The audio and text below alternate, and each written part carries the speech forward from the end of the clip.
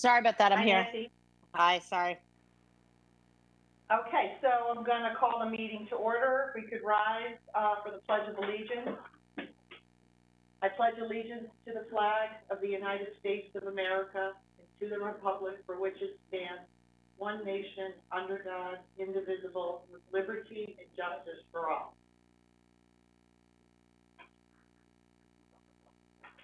Minutes. To consider and act upon the minutes of August 2nd, 2021. Do I have a motion to approve? So moved. I'll second it. Any discussion? All in favor? Aye. Aye. Item number 4 this is for information purposes only, the resignation of Deborah Detmer from the Shelf Commission. And so I just wanted to note that. I do want to thank Deborah for her service to the community on the Shellfish Commission. She served since 2017, so she resigned on July 7th. Our next item is number 5. We have Cindy Wakeman on the phone to participate. Cindy, are you available? Can you hear me? I can hear you. Hi, how are you? Good, thank you. Okay, do I have a motion to approve the appointment of Cynthia Wakeman, who lives on Wakeman Road, to fill a vacancy for Deborah Detmer, who resigned? Do I have a motion? So moved. And I will second it. Okay, I'll open it up to the board for any discussion or questions. Thank you for throwing your hat into the ring and agreeing to serve. Appreciate it, and you. Yeah, I just wanted to echo that. Thanks for the commitment to serve. Much appreciated. Thank you. Well, Cynthia, I believe your father served on the Shellfish Commission in the past. Is that accurate? Yes. That's awesome.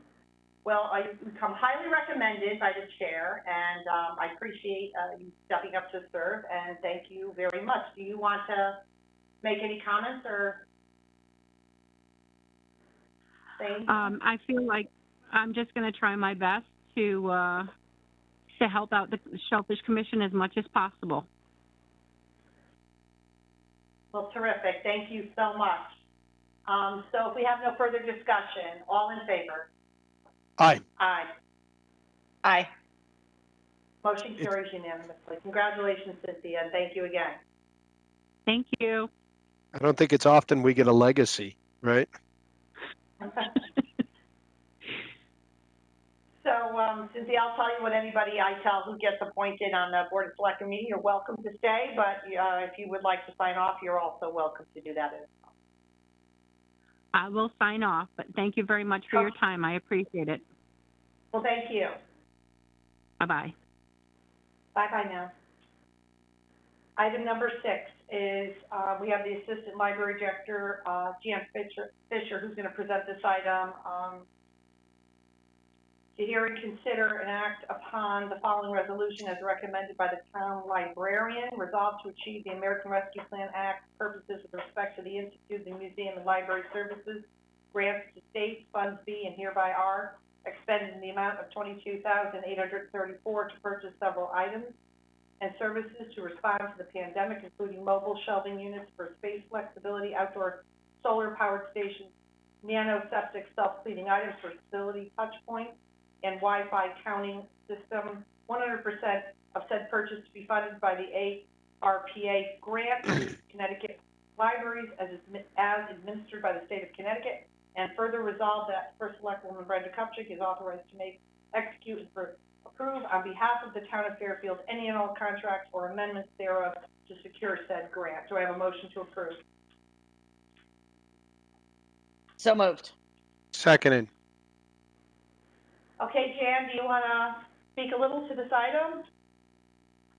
Sure. This is money that was actually allocated. The state library received the money from Arpa and divided it up among all the towns in the state. And so $22,834 was our share of it.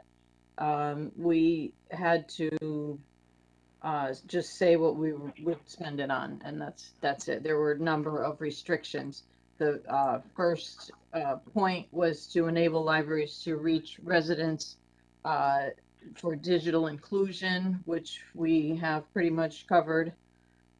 Second, to improve the emergency response to COVID, which pretty much we had done that already by the time this money came along. And the third was to support library services that meet the needs of communities, including training, technology, material supplies, equipment. So what we thought would be the best usage of this money was to get some more mobile shelving units, which have served us well during COVID because we can kind of move them around, and they'll also serve us well going forward. It's a piece of furniture that we really like to have and can't always afford to buy. Also, we're getting a Wi-Fi counting system, which we have long wished to have, and this will enable us to see what kind of usage our Wi-Fi system is getting here in the library and outside in the parking lot where we know it was heavily used during COVID.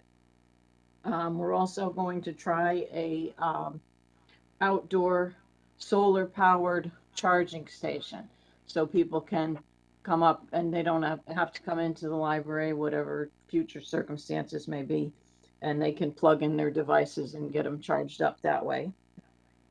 And the balance of the money we're going to use for, I don't know if you've heard of it, it's called nanoseptic technology, where like a plastic coating, a coating item is placed on a doorknob or any high touch surfaces, and it's self-cleaning through some high-tech method.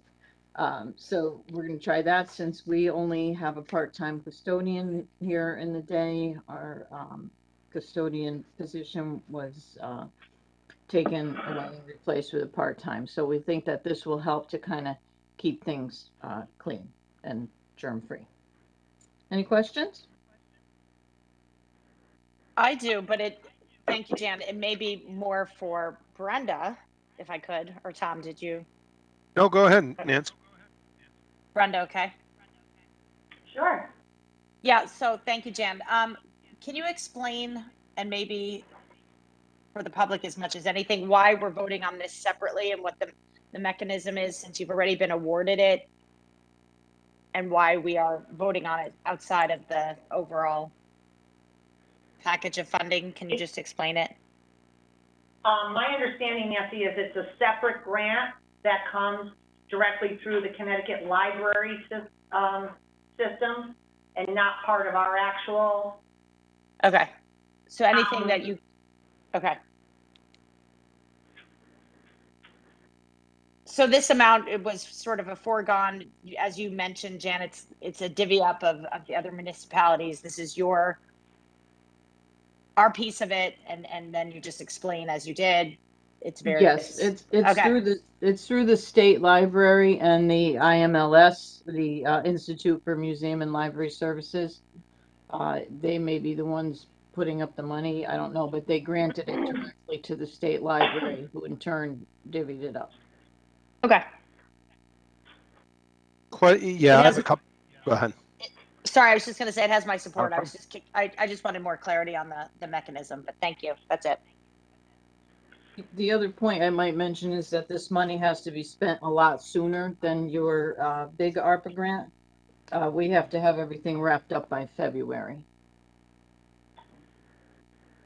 Question then, how much of these funds have already been spent, to your earlier point that we've gone through and incurred some of these costs related to the pandemic already?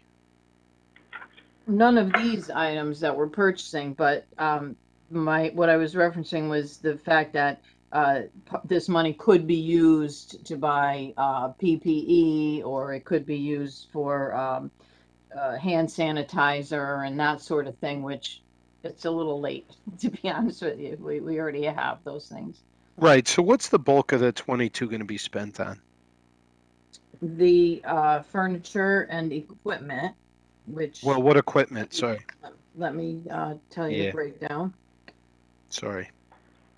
Oh, that's a good question.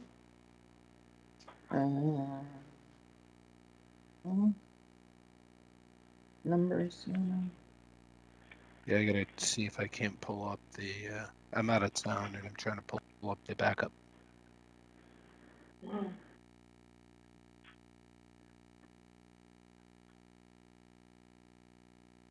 So the mobile shelving units, we're going to get 6 of those.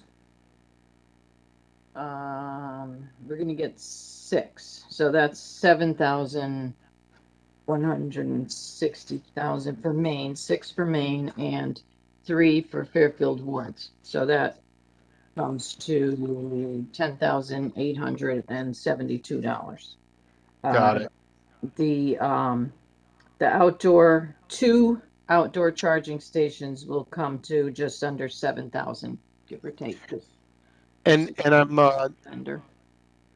so how are these? I know you say they're solar powered.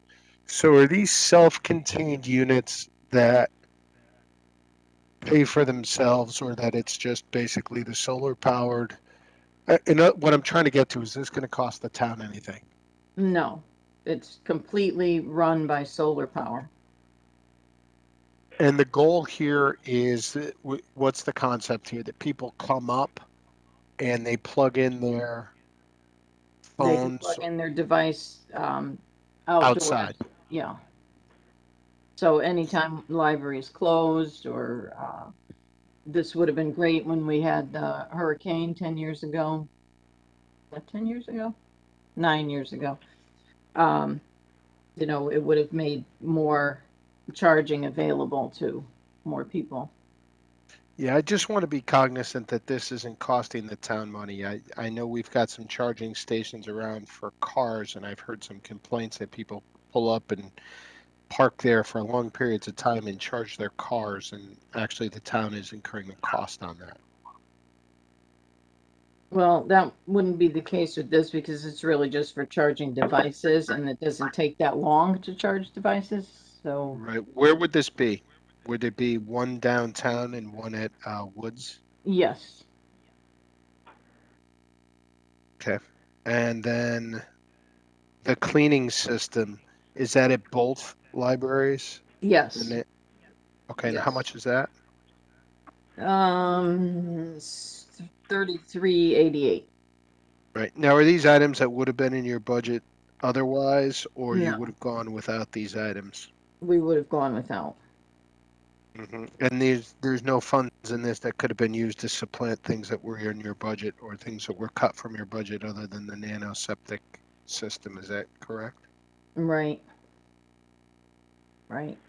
Could it have been used, or was basically narrowly defined? No, it was narrowly defined, Oh, unfortunately.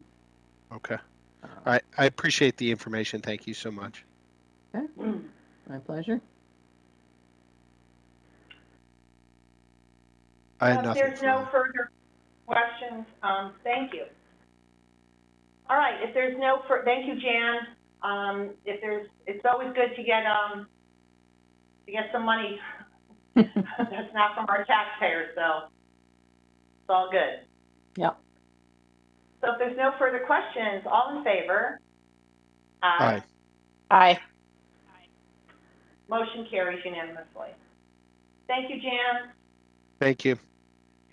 Thank you.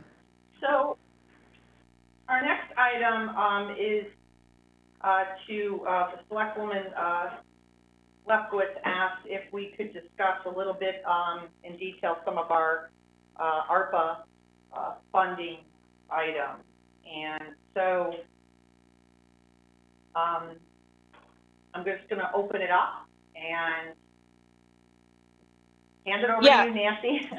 Yeah, well, I appreciate that. I had a nice long conversation with Jared Schmidt last week, Yeah.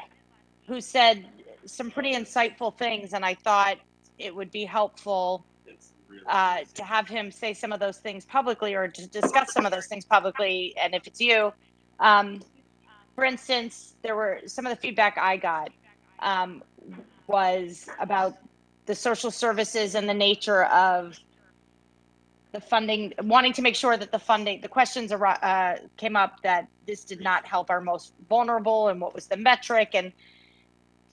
And Jared and I spent a lot of time talking about loss of revenue, and how that could be applied, and how you could make the case that operationally you could justify expenses. And so again, just wanting to hear from him, from you, some of how that metric is determined, how we have the ability to use some of these funds for operations. We talked specifically about the tasers and why that made sense, and people had brought that up as a concern with why, when we're trying to look at COVID relief. So anyway, we talked broadly. So I don't know if he's here and can talk about some of the things that we talked about, and the equation that's used to determine revenue loss for the town. And Sure. So, yes, I do have, Jerry in the room. I also have, Deputy Chief Buccarati when we get to that point. And I just want to reiterate that, you know, I did discuss this during the workshop, and I know it might be somewhat confusing to some residents or elected officials. We did go over it, though, during the workshop, that because we had this revenue loss, the way the federal government set it up, they calculated them at a specific amount, and in all the regs that Jared's been reading and going back and forth with them, you know, allows us to use this money more freely. And I think some people believe or think, because it's called, you know, American Rescue Funds, that it's supposed to be all going only toward COVID expenses and things. So I understand that confusion can happen. So I'm going to have Jared come up and just describe the revenue loss piece of it, and how with the federal government, and then I'll come back up and then I would also answer. Go ahead. I was just going to say, and I would just follow up that workshop was incredibly helpful, but as people have had a chance to digest and to understand, and I think also speaking very plainly and simply in layman's terms would be helpful. Nancy, again, you're, some distance, you're like having your an understanding of. Wi-Fi is, Nancy? All right, so I'm going to go off video. That'll help. So, can you hear me? I'm going to go off video. It may be better. Is that? Every other word, you're like cutting out quite a bit, so I didn't hear a lot of what you just said. I was saying that. Is that better?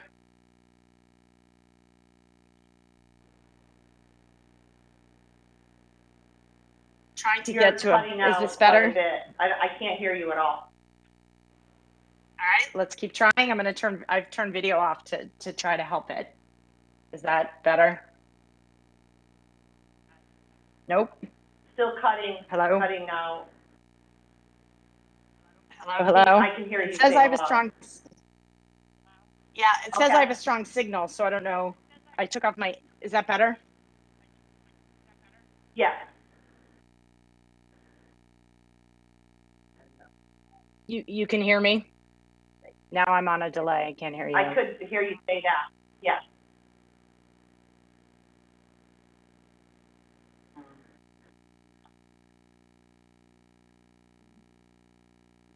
Can you hear us, Nancy?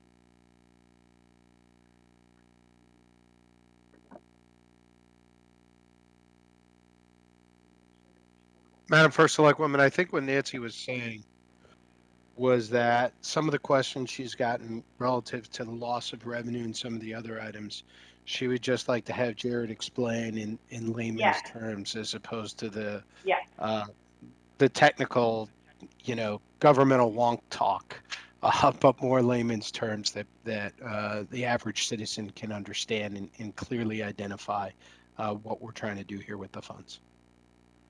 Absolutely. So, I hope, Nancy, you're calling back in. I don't see you on anymore. So I'm just gonna let, Jared come up and talk about those things. Great.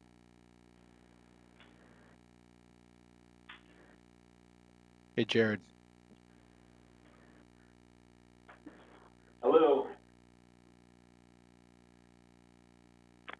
Okay, I'm gonna do my best to try to simplify this and do it through sort of an FAQ type of thing. You know, what is the revenue loss? How is it calculated? The formula's been determined by the federal government, and it's based on all the revenue that the town brings in, entity-wide. And so it's not done source by source. You know, we've had certain areas where we've had pretty significant revenue loss. This looks at the whole pie, not just pieces of the pie. Right. In the backup, I included the technical formula. Very confusing, but what it boils down to is this: if your annual revenue increase is less than 4.1%, then you have revenue loss as a town. And that's sort of the way to look at it. And the lower you are, and the further away from 4.1% you are, the more revenue loss you have. And so why does this matter? Why is this important? Why is the revenue loss important? First, the amount of money that we get isn't determined by revenue loss. That's set. It's a set amount. We're getting $24.8 million over the 2 years. But the greater the revenue loss, the more flexibility we have in how we spend it. Right. And in the backup, you'll see there that I've included some information from the Act, the Arpa Act, also from the FAQ, from the Treasury, as well as the interim final rule. And that's essentially what it says is that money can be used for to provide government services very broadly. And then it gives some examples to say that it includes but is not limited to these things. And you'll see that in your backup, the kinds of things that it can be spent on. Our revenue loss for the first Go ahead. For the first year was $13.66 million based on the formula provided by the federal government. And so for the first year, since we were getting $12.4 million, we have flexibility we have that broader range of flexibility to use that money how we want, as long as it's being provided to provide government services. So, Jared, it doesn't increase, to your point, it doesn't increase the amount of funds available. It increases the flexibility with which we can use those funds, correct? Exactly, yes. So And I would, sorry, go ahead, Tom. Thanks. Just one last thing. And I would assume that the government will be able to audit that calculation to just confirm that we should be eligible for that maximum flexibility based on revenue loss. We have to report.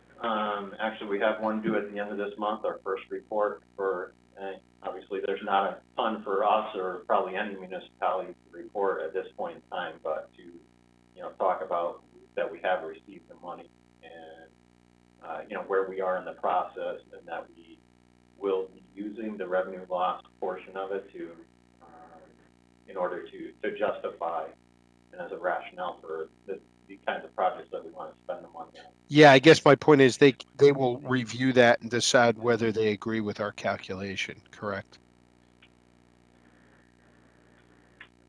They'll review it. Whether how detailed in their review they're going to get, we don't know. I don't know that. Every municipality is getting this money, so to think that they're going to go very detailed in what they review, I don't know, because there are so many entities that are getting the funding. And, before I turn it over to Nancy, I would just caution us to be very careful in our review and our calculation based on what we've had happen with other federal funds, with other federal organizations. So I don't just want to assume that we're going to get all that flexibility, though. I think we probably will. I don't think you're wrong, but I just don't want to be caught. You know what I mean? I do, and I'll say this, that we have been talking, we've spoken a couple of times to our auditor, who's not just our auditor, but is also a member of his town board. Yep. And so we run a lot of these projects by him to be sure, and to also to figure out which of the sources we include in the entity-wide revenue calculation, to make sure we're including the right sources. So we're confident as of right now. Could things change? I guess so, as additional information comes from the federal government, but as of right now, we feel good about it. So Tom, can I, so in asking Without your a doubt. question, you were saying,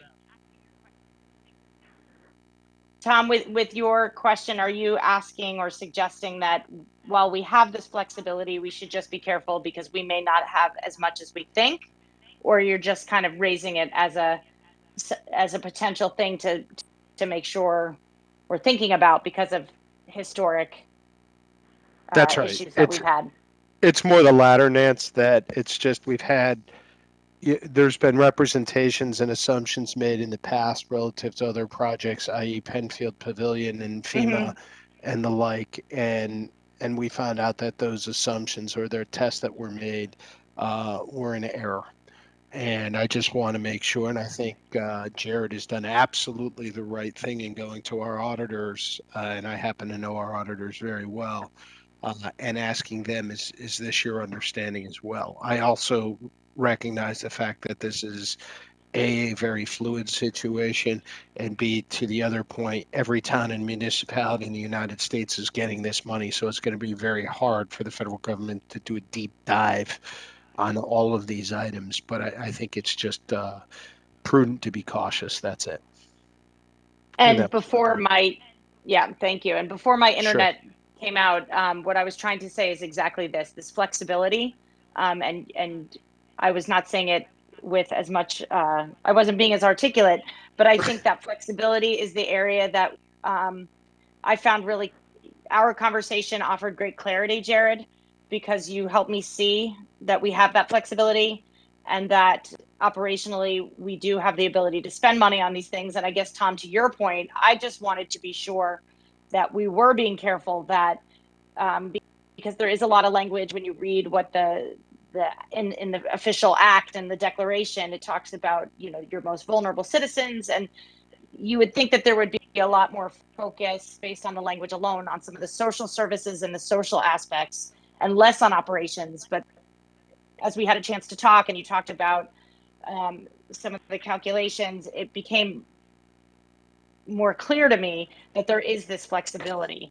And so I thought that it was important to have this conversation, as I said, in the light of day. And to address what Brenda was saying, that she went through this in the workshop, I think what's been helpful is with some distance and some opportunity and the chance to absorb some of the information that came out of that workshop and then the subsequent questions that we've gotten as follow-up. I think it's a great opportunity for us as a board to be able to have this discussion. So I am appreciative of the time. And that's what I was trying to say when my internet went out. Cool. All right. Any other questions about that, about revenue loss? No, not from me. Very good. Yep.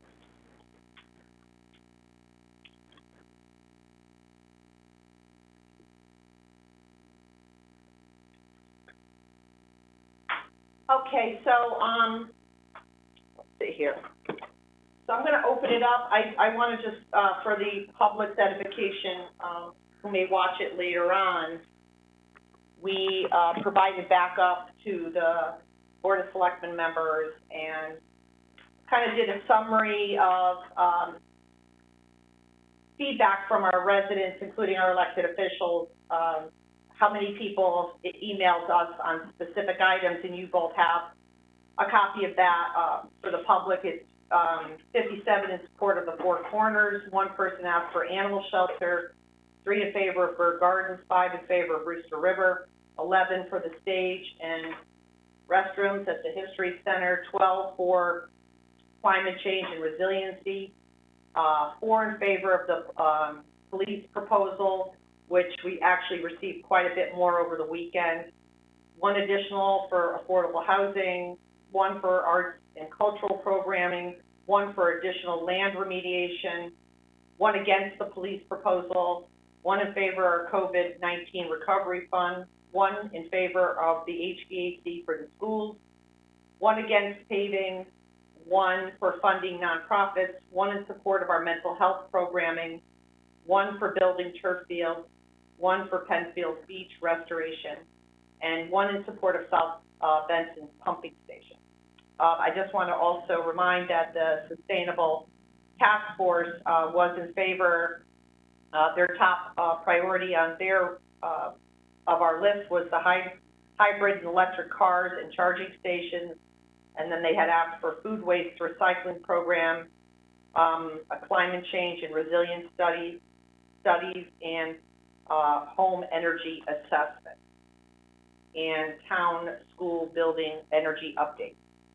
And our Flood and Erosion Control Board wrote in favor of the Ash Creek non-town land study, Ash Creek open space and boat basin enhanced berm resilience, berm to tie WW hardening project to landfill, and Sasko Hill study, Penfield enhanced dune plan, reef to Penfield resiliency study, study to explore high intensity wave mitigation options, study designed for raising Fairfield Beach Road to mitigate flooding, and hardening of the reef resiliency study. I just want to note, I know there was comments about this regarding flood and mitigation control, and we talked about this during the workshop, excuse me, when Becky talked about, and if she was going to try to call in today, but I don't know if she was going to be able to, but we talked about this during the workshop when she called in, and I've had several meetings with the staff and Bill Hurley and Conservation. We had a good meeting talking about all these different studies, and there's a lot of them. And there wasn't a whole lot of like shovel-ready projects, but there were studies. Becky had asked for us to fund some of those. So we are looking at doing that with some of the American Recovery money. And I just want to remind, though, of our board and anyone who might be listening, is that, you know, the result of some of the studies that the Flood and Erosion Control Board has asked for, you know, could result in a very hefty price tag, some of those items, and I mean very hefty. So we're looking over the list of studies they've asked for, and we do agree with Becky's assessment that we should include something on one of these studies or whatever we can afford. But I do want to mention that we can bond for studies as well. So I am glad that this money has spurred up this discussion, because I believe it is a very important item that our town needs to be looking at. And it is very large, right? And I mean, just read through those items, right? So all those different things associate with something of a larger nature, you know, wave action and resiliency and flood mitigation. There's so many pieces to it, and it's quite large. So we're looking at nailing down and definitely including something. We haven't picked exactly. We're still meeting on these before we're ready to present to the board, hopefully the end of September. We do want to include flood mitigation control. But I do want to say that I'm going to work with Becky to come up with some additional studies that we can bring to the Board of Selectmen just for regular bonding that I think would be important for our board and for the others to consider. So I just wanted to say that on that item, and I'm going to open it up before I try to address some of the other things, Nancy, that you brought up. Yeah, I think you raise an amazing point, which to me is in some ways the most salient, which is it just goes to show everyone how much there is no shortage of ways that this money can be spent. You had also said the last time, which is something I agree with, this is like not the last time we're ever going to get money. So I think at some point you have to pick and make priorities. And that's what we will have the opportunity to vote on or support. And I also think the level of engagement that we've seen is great for the community to weigh in and to feel invested is very encouraging. And I hope that doesn't stop. And I know from conversations that we've had both, publicly at the workshop, and then again, Jared reiterated, this is a 2-year process, this specific money. So presumably at a certain point, there will be metrics, touch points where we will have the chance to evaluate, is this the best use of these funds? Is there an area of greater need? So I think in that regard, that's encouraging that we will have a check and balance, so to speak. So I know you're going to get into other areas specifically. So I do have questions, or not questions, comments on the other areas, but just wanted to say that broadly. Thank you, Nan. So I know there was some questions regarding the electric cars fleet. And so I know Jackie put together a synopsis of the information to kind of give you guys a better sense of what we're looking at doing. And so, obviously, number one, we want to replace the Crown Victorians that we believe are extraordinarily bad for the environment, and they're just really old, and in my opinion, not the safest vehicles for our employees to be in. So, and to show our community that we take, protecting the environment seriously by actually putting our money where our mouth is, by having our town employees using environmentally sensitive cars. So that is the main focus of that. The second part is, and it checks that box for the environment, which we want to check. The second part is we are minimizing the amount of cars as well as being more green in our fleet. So that when our building inspectors go to inspect, or when our health department goes to do their inspections, or when our zoning people, or when everyone's going, they're seeing these electric cars with the town seal on them. And I think that's a good message for our town to send. So I'm just going to open it up if you have any questions on this. yeah, Brenda, it's Tom. A couple points. First of all, thanks for your comment. I think you hit on a salient point that I think as we go further in this discussion, these discussions we need to have, which is that it's not just about found money or money that was quote unquote gifted to the town. Let's remember that at the end of the day, it's all taxpayer money, and whether we pay for it through our local property taxes, through our state income taxes, or through our federal income taxes, it does come from taxpayers. And your commentary related to not just replacing cars with environmentally friendly cars, but actually making sure that we need the amount of cars that we have, I think is a salient point, as is the fact with, at least has been explained to me, what's happened on the police item. That's been an item, both of those items, the tasers and the cameras, that essentially have been mandated, and that if we did not do those, they would need to be purchased through the regular operating budget. And I think part of our discussions in late September when we go through all this isn't just the specific line items, but it's also how these line items impact the go-forward budgets, and how they impact the tax rate, and where they've stood on our planning process. And it's not that this was a grab bag or a wish list of items, but that these were items that were on the dockets, where and when they were quote unquote shovel ready or able to be used during those 24 months, and what the actual impact and the prioritization would have been versus the impact on the taxpayers. So I look forward to further discussions on that. And I know that's been, since I've been consulted somewhat, that's been a lot of your focus and a lot of the administration's focus as well. Yeah, true. Yes. But I'm just gonna say right now on the cars, are there any specific questions regarding that proposal, or the information that? I'll wait to I'll wait to the presentation and the analysis that I know is coming in September, so that can be discussed personally.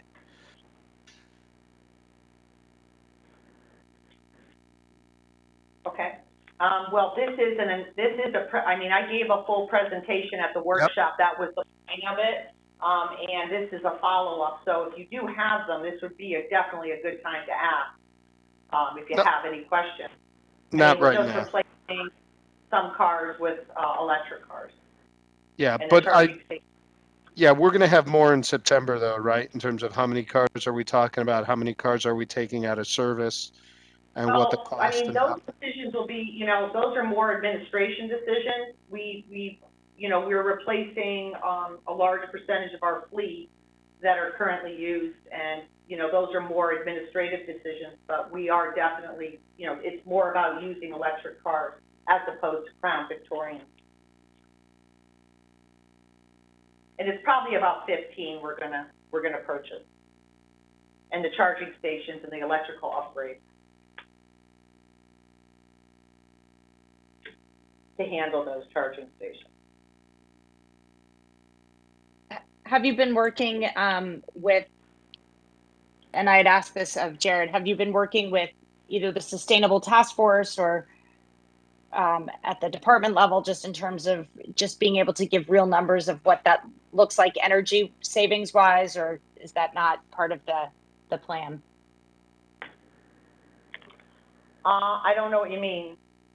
Just, in the past, Ed Bowman's been able to give us, we saved X amount of money on fuel and just some of the stats that are good to understand. I mean, listen, I'm supportive of the use of clean energy where we can. So I was just curious if there was any of that analysis that might be available, like taking 15 new cars and replacing them does X. Well, I mean, I could ask the Sustainable Task Force. I would imagine it's going to be pretty high, considering these are, Crown Victorias. No, I'm all for it. I'm all for it. I just was curious if, by way of just backup and data. Right, and just for, just to reiterate, when we made the presentation on this, it was to be more environmentally sensitive and to reduce the number of cars. That is an analysis we're going to make on an administrative level, but we're hoping to, our number that we put forward was for about 15 cars, charging stations, and the electrical upgrade to handle those charging stations. So if you want to move, if there's no further questions on this item, I have Deputy Chief Bucciarati here who can talk, because I know there's been some, I had the moderator email me saying that she wasn't really in favor of this item, and there's been some questions regarding, why tasers and things of that nature, and this is a full package that are really all part of the police accountability bill. And these are requirements for our law enforcement, and it's to comply with the accountability bill, which, I said about a year ago, there were going to be costs associated with that bill, and there are.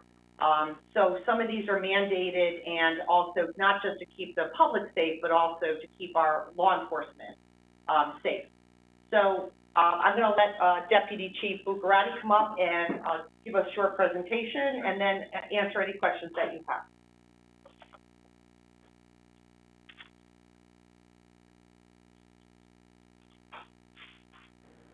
Hi, good afternoon. So I just want to remind you all that Chief Calamaris had sent out an email inviting you to the Axon Roadshow. Obviously, we picked Axon to move forward with this. It's an all-encompassing turnkey solution for our tasers, our cameras, our in-car cameras, and some training. That is going to be August 25th from 10 a.m. to 2 p.m. It's at the Fairfield Fire Training Center, and it will be a complete demonstration on the software, on the hardware, and exactly what you're getting for this. Yeah, yeah. Can I?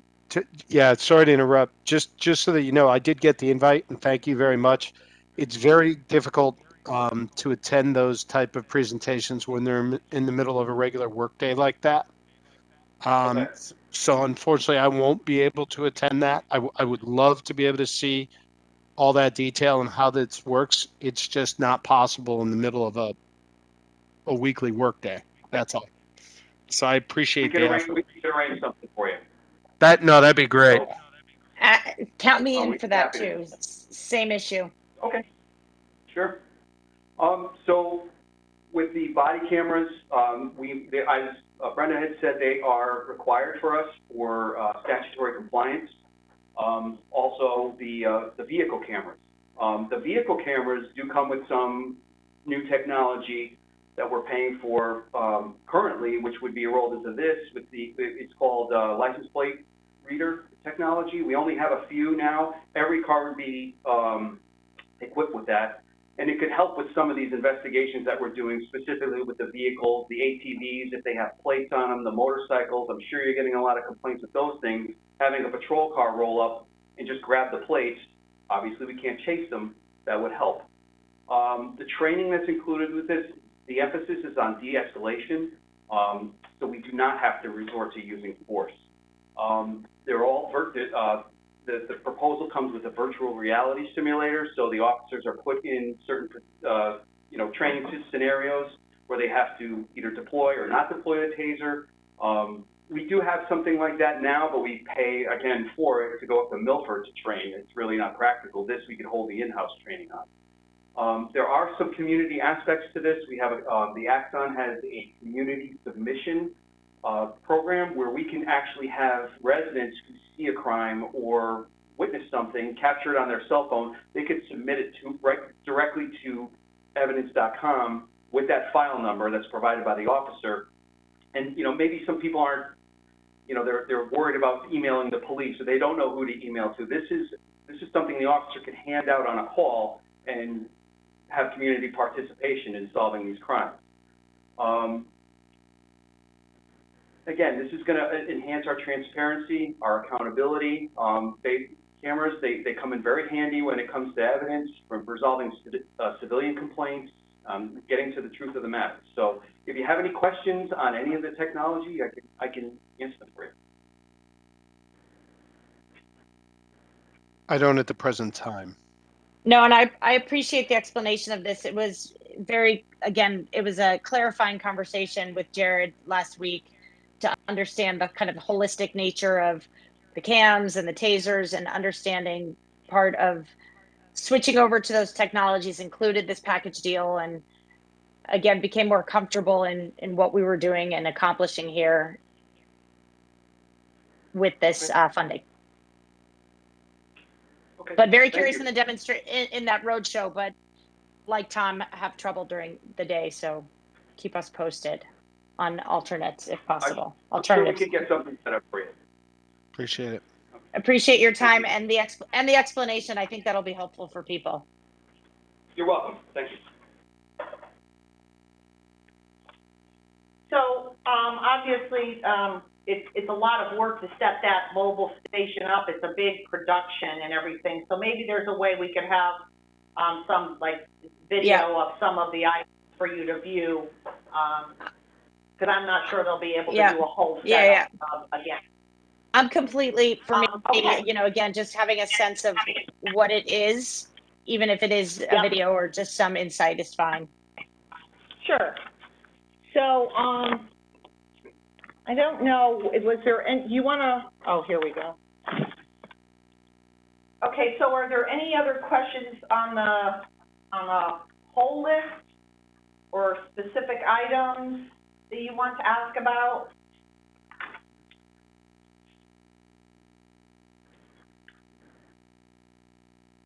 No, a lot of my issues and concerns have been addressed, and I think having an understanding in real simple terms of the flexibility that we have to use some of these funds, and again, that touch point, that it's the 2-year process that will have that ability to kind of check in and look at where we're at and course correct should we need to, I think was important for me to understand the spending. Okay. Thank you. Okay, I see Becky is on the line now. Can you hear me, Becky?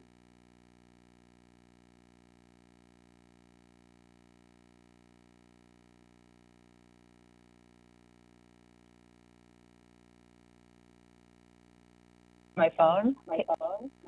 Yeah, I can hear, you're echoing now, so I think you might have your computer and your phone on at the same time. Oh, let me figure out how do I turn my computer off? Well, it says mute on your computer screen. Do you see that? I'm unmuted on my computer. No, you want to mute. Because you have phone and computer on, and that's what's causing the echo.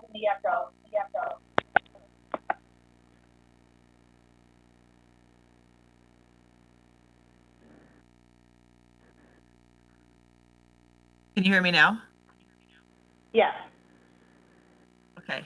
Okay, so we went over all the items that you wanted to talk about before you signed on. And I don't know if you heard some of it maybe, but what we were talking about was we listened to a lot of suggestions that you shared during the workshop and also during after the fact with from the Flood and Erosion Board. And we did have a meeting with our engineering department and conservation, and we looked at the various studies that you brought forward. And we are contemplating including something in the Arpa funds. But as I mentioned, I think before you signed on, was that did not preclude if we don't include everything. And I do appreciate you bringing it down from the larger amount, but that doesn't mean we can't go forward with being able to bond items straight up on. So this ARPA funds, and I've mentioned this quite a few times, this is not the end, you know, and I think it was a helpful exercise to have this dialogue with the Flood and Erosion Board and to reignite these discussions regarding the many issues we do have with resiliency and flood and erosion. So I did want to mention that to you, that we are taking it very seriously in our final list to include an item or two, depending on how we can move these puzzle pieces. But again, that does not mean that we're not going to be able to put forward items that we may not necessarily include in this, these items, to go forward as standalone items for the Board of Selectmen and then the Board of Finance and our team. Well, apologies for getting on late. I was in a car up until now, but are there any questions that anyone? Oh, I'm sorry. Can you hear me now? Yes. I just was going to apologize for getting on late. I just wanted to be available if anyone had any questions. I'm certainly happy to answer any if any are still outstanding based upon your discussions. No, we really took a lot of that data that you sent to Bill, and we had a good long meeting and follow-up discussions with not just Bill but also the conservation, our new conservation director and our engineering department. They were good meetings, and I appreciate the work that you put into that.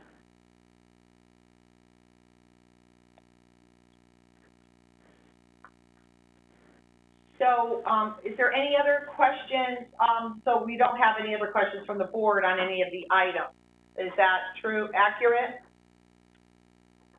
So I do want to just say, though, for both of you, obviously, and the public at large, that we, as we said at the workshop, you know, we're here to take any questions from elected officials, obviously, who have to be voting on this next month. So, you know, I appreciate, Nancy, you doing your due diligence, calling Jared, getting that information, and so that you were feeling more comfortable on some items that you cared about.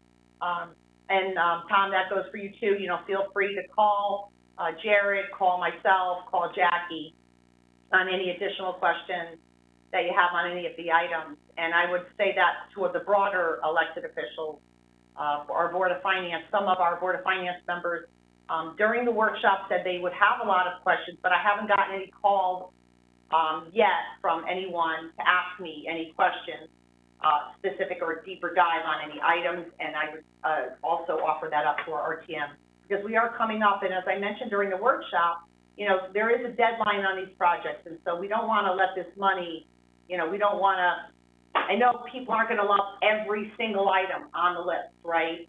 But at the end of the day, if I think of our elected officials like the majority of the items and feel that, you know, we're doing some good for our community, I would hope they would consider supporting it. But I do want that feedback because, you know, I've been putting things in, you know, we're playing around, we don't have a final list yet, but obviously the feedback that I shared in the summary with you guys is helping us as well. And as Becky talked about during the workshop and then subsequent interactions with us, it is prompting us to include resiliency funding in the Arpa money. So that feedback is really important, and I hope that we can have those open dialogues before it gets too far into the process.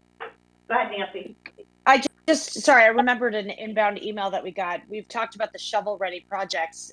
Someone brought up, and I'm very supportive, so I don't want to sound like I'm not being supportive in asking the question, but the question had come up in an email about the readiness of the monies allocated towards, I think, was it the History Museum, some of the on the cultural side where they didn't have a plan yet, and it may not be the History Museum. I don't have the email in front of me. Yeah, I believe you're talking about the email that Representative Vergara sent. Yeah. Regarding History Museum. So yes, they do have a plan.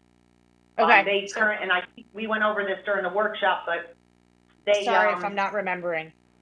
No, that's okay. They currently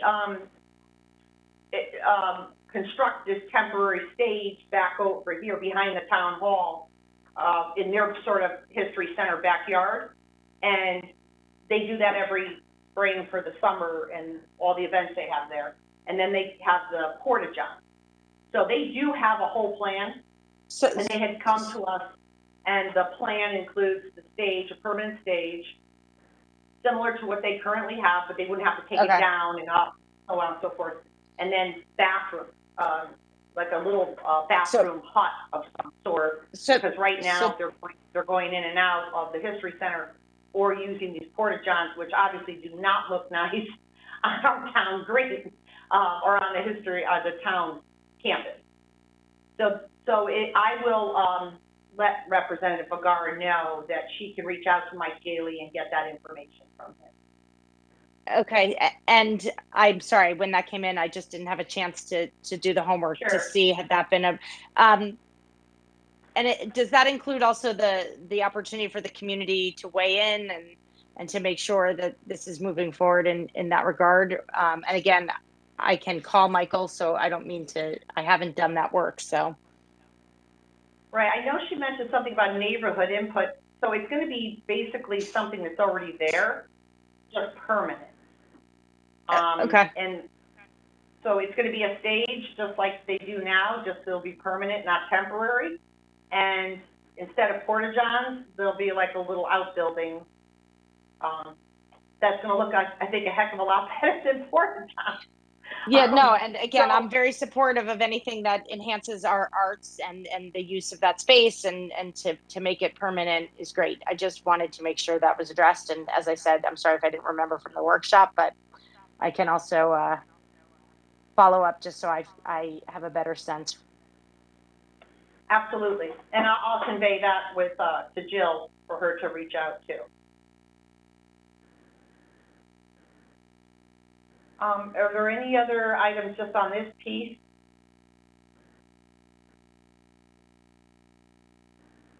Okay, seeing none, I'm going to go to item number 8, tax refunds. Consider and act upon tax refunds as recommended by the tax collector in the amount of $51,116.67. Do I have a motion to approve? So moved. Second, is there a second? Seconded. Is there any discussion on this item? Nope. No. All in favor? Aye. Aye.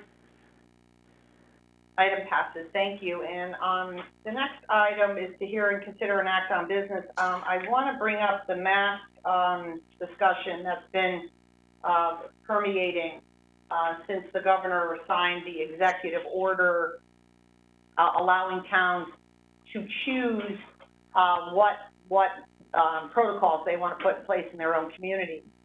So when this happened, it was a late, I think not last week, but the end of the week before. And so, we're watching, obviously, and we had meetings about this, watching what other towns are doing.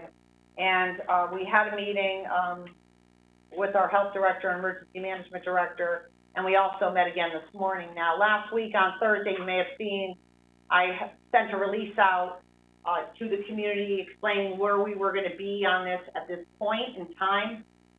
And there was a number of factors I took into consideration, one of which being, and I understand that people are focused really on this transmission rate and case rate, but I've also been looking at hospitalization rates. And so just for our edification here, and I have mentioned this to the press as well, in December 2020, we had 1,269 cases statewide. In April 2020, we had 2,000 cases. Hospitalization. Today in Connecticut, we have 259 hospitalizations. And in Fairfield County, the number is 66. So obviously, I know there's a lot of concern about this. And, this is a tough position to be in. But also, I couldn't help but not think that our governor, who thinks that he should be leaving this up to the towns based on their, what's happening in their communities and also their vaccination rate. I couldn't help but think that if the State Department of Public Health felt that this was really a red alert, the transmission rate, that they wouldn't advise the governor to institute a statewide mandate, which they have not. And so at this point, there's approximately 6 towns out of the 169 in our state who are mandating masks indoors. And as I said in my release, and I said in some interviews with the press, obviously we're all living in this town, we're all going to grocery stores and doing our errands and things like that. I would say that I saw about 95% or more of people wearing masks inside grocery stores. Home Depot is mandating masks at this point. And I personally was wearing a mask in every indoor location I went to over the weekend, as I saw many of our residents doing. So I think the governor, I kind of agree with the governor. He wants us to use our best judgment, and I believe that our community is using their best judgment. And I think our focus right now should be on really promoting the approximately 10,000 adults who are unvaccinated in our community. And I met with Stans this morning and Chief McCarthy, and we talked at length about how we may be able to work on some initiatives to get our community to get more shots in the arms of the people who currently don't have them. And so we are working on those items. And again, as I said in my release and in the newsletter, this is this is an item that we're monitoring daily. So there isn't a tipping point, so to speak, where it's going to be, this happens and we're going to go there. But we're watching this very closely to make sure the community is protected, but at the same time, strongly encouraging mask wearing by our residents, and which I saw evidence of this past weekend.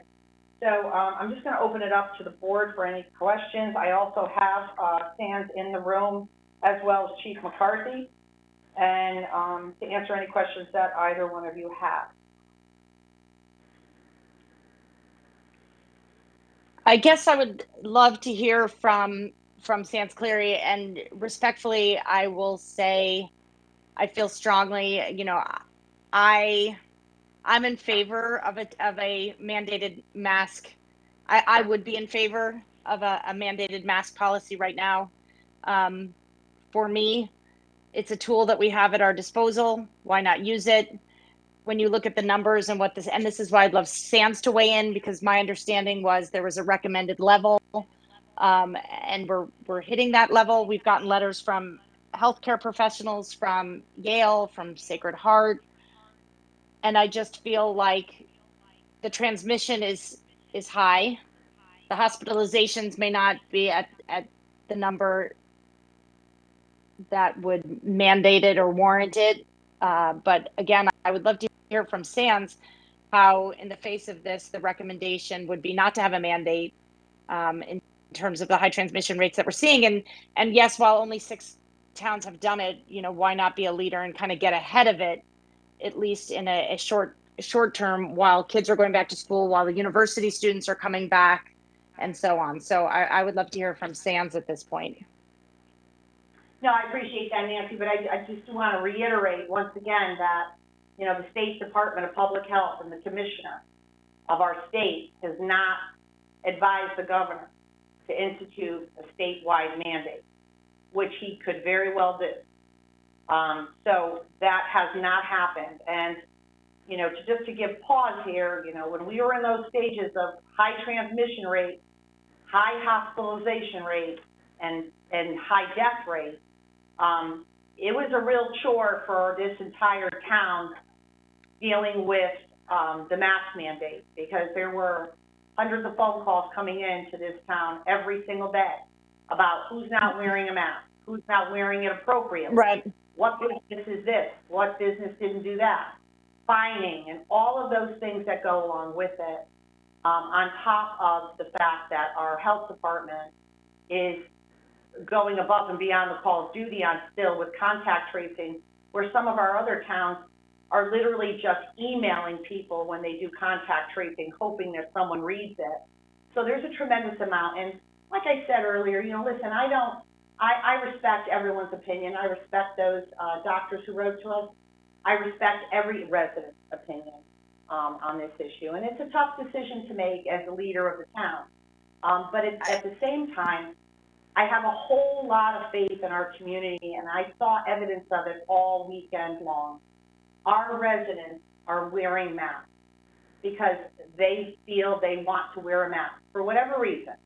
Some of them are doing it because they have young children at home that are unvaccinated and they're concerned maybe. And there are people who just feel comfortable. I'm wearing a mask inside all of the grocery stores or whatever store I go into for my errands.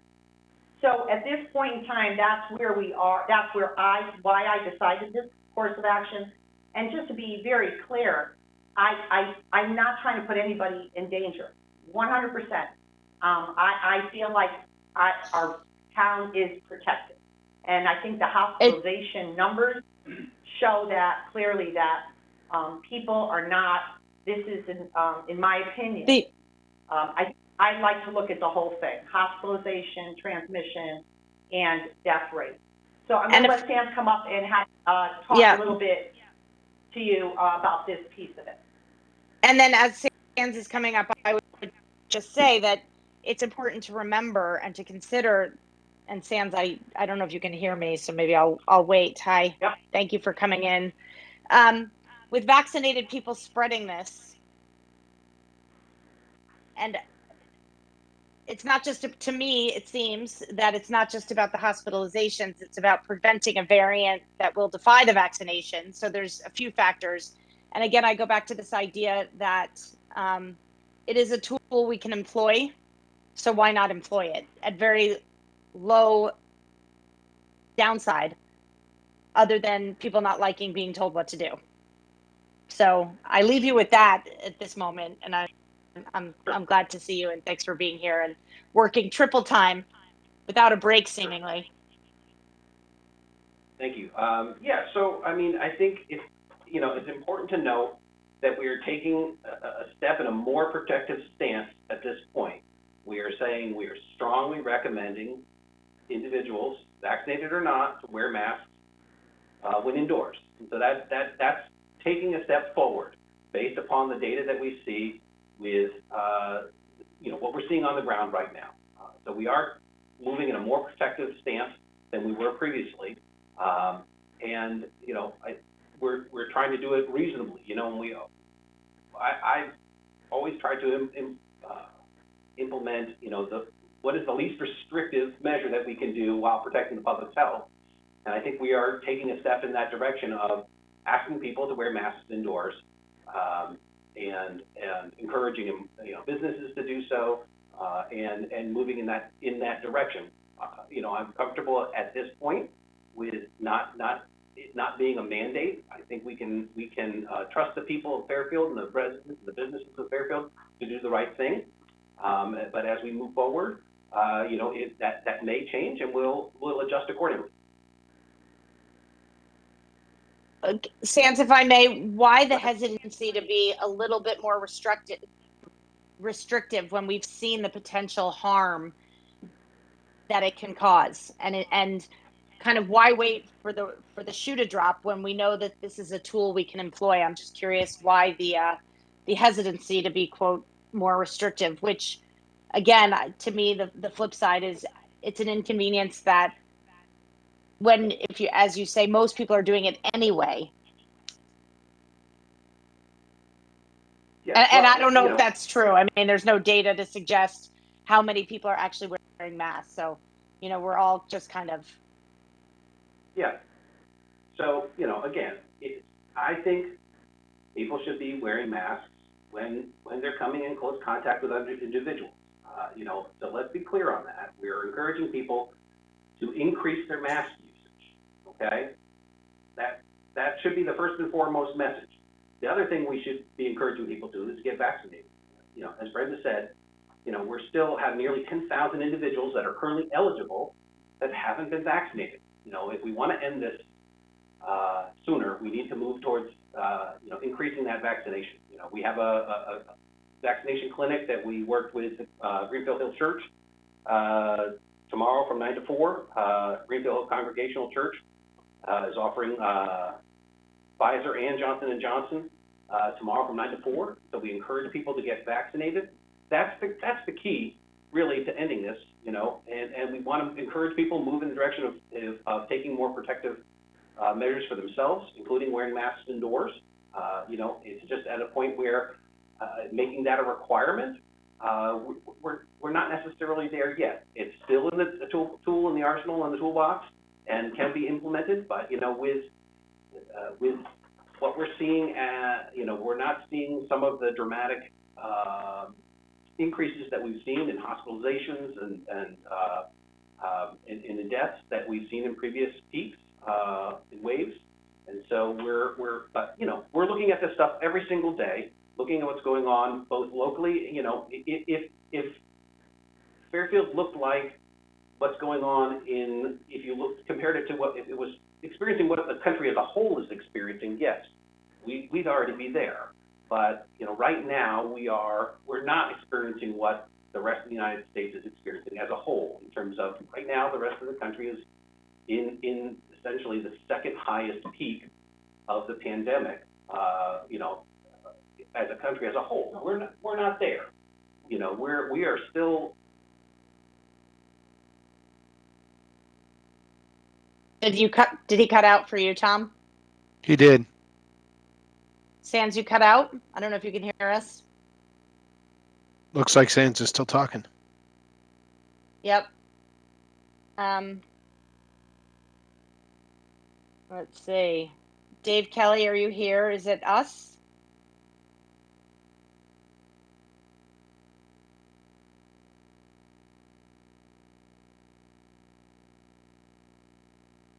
He never sounded better. Come on now. Sans, can you hear us?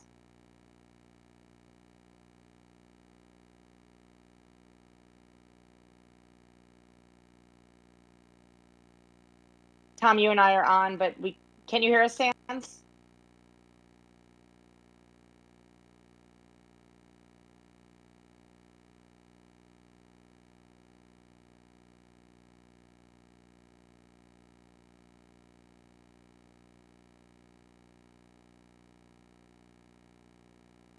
Tom, you're still on? I am. Okay. Dave Kelly, any word? I'm seeing the same thing you are. Okay. Did they perhaps hit mute on their end somehow? No, I think the phone call just dropped. Are they working on it? Back. Here they come. Yeah, you're back. Sorry, we had a Sans, technical difficulty. What was the last thing you heard, Nancy? well, what if I may, and again, philosophically, we just may not be at the same place right now, and so I don't necessarily need to go around in a circle explaining why I think it would be a great time to have a mask mandate before we get to that critical place. You've said we're not yet there, so again, this is a great tool. We can only say anecdotally that we trust the people of Fairfield, which generally, yes, that's a great thing to say. I think mandating would take some of that element of question for the few that may not be willing. It takes that off the table. And again, it's a tool at a time where we're not yet there. Vaccinated people, we are seeing those breakthrough infections and transmissions. And for a relatively low inconvenience on the scale of what we have experienced, this is an opportunity to prevent some of that. Again, I'm not necessarily looking to, I mean, I am trying to change your mind, but if I'm not going to get there, then I don't need to go around in circles. But I think we've heard from a group of professionals in the field who've said otherwise, kind of countering your position. But I think here we are. the way I'm coming down on this is that none of these decisions are irrevocable and that they're fluid decisions based on the best available information that's on the ground. And I do understand Nancy's position that it's a tool in the toolkit. I also understand that as you continue to use a tool repeatedly and repeatedly, not its effectiveness in terms of its effectiveness is stopping a transmission, but in terms of its effectiveness as people paying attention to it, diminishes. So I think that getting people vaccinated and continue to press on that has to be job one. Monitoring the situation on the ground with the best available data and making the call as necessary needs to be number two. And effective communication, obviously, back and forth between the leadership and the public needs to be most assuredly a top three position. So, I'm hopeful and believe that you guys have better information that's currently available to me in making the decision and the judgment call. And I'm also quite sure, based on your past performance, that you're monitoring the facts closely, and if things need to change, you'll change them swiftly. So. Thanks, Tom. I want to be clear, Sans, I'm not undermining you at all. I have supported you and continue to support you. So I am not attacking your work, your expertise. Again, maybe it comes down to philosophy. Maybe that's not the right word. I think it's both and, Tom. I think vaccinations and Sans, as you said, that's key. But I think as we're pushing that message, it wouldn't be necessarily unheard of to also be pushing the masks as or requiring them at the same time. Yeah. So that's where I stand, and I appreciate all that you've done. I just wanted to make the case for that point of view. Yeah, and I appreciate that, Nancy. I know why you take it as a challenge in any way whatsoever. I had numerous discussions. It's just, again, we are taking a change of posture. We are strongly encouraging people to wear masks indoors. So we are taking a more protective stance. We are in alignment with the CDC, which is a recommendation at this point, and the state of Connecticut, which is a recommendation at this point. So we're not off the tracks doing something different. We've definitely gotten to the point where we're mandating it. But again, the tool is there. It can be used if things continue. to get, to change, that it necessitates that, we will do just that. Thank you. Thank you.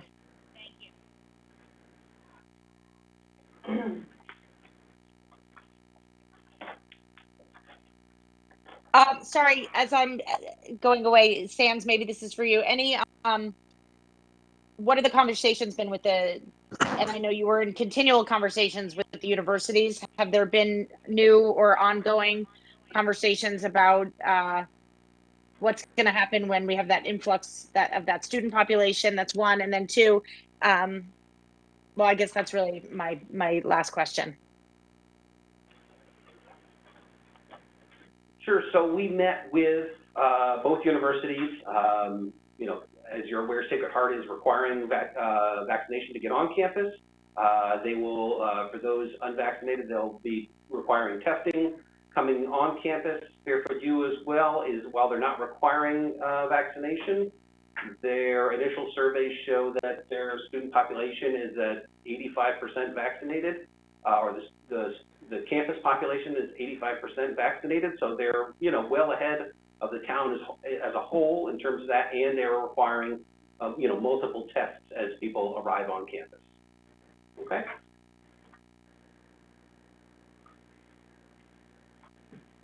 Thank you.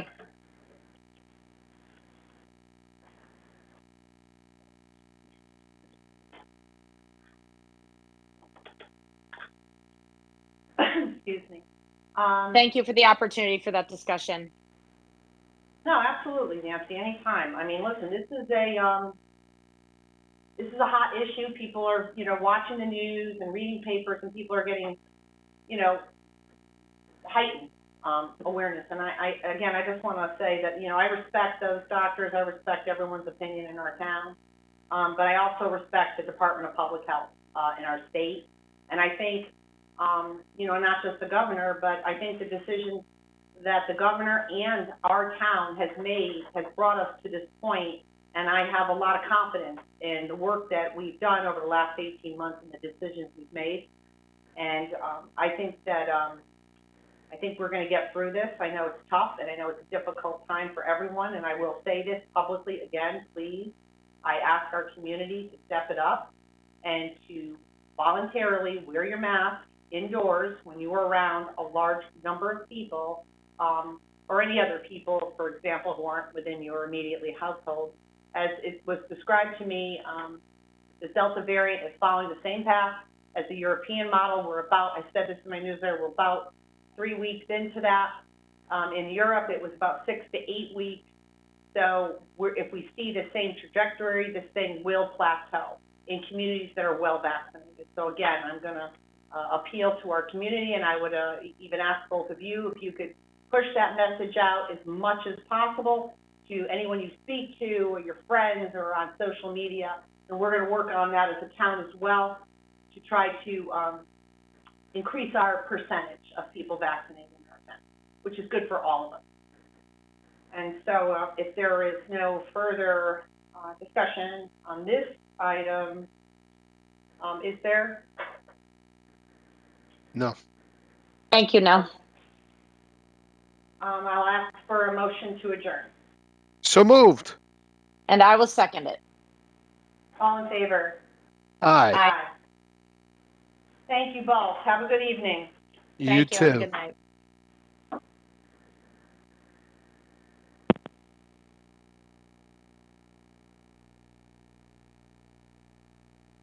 This session is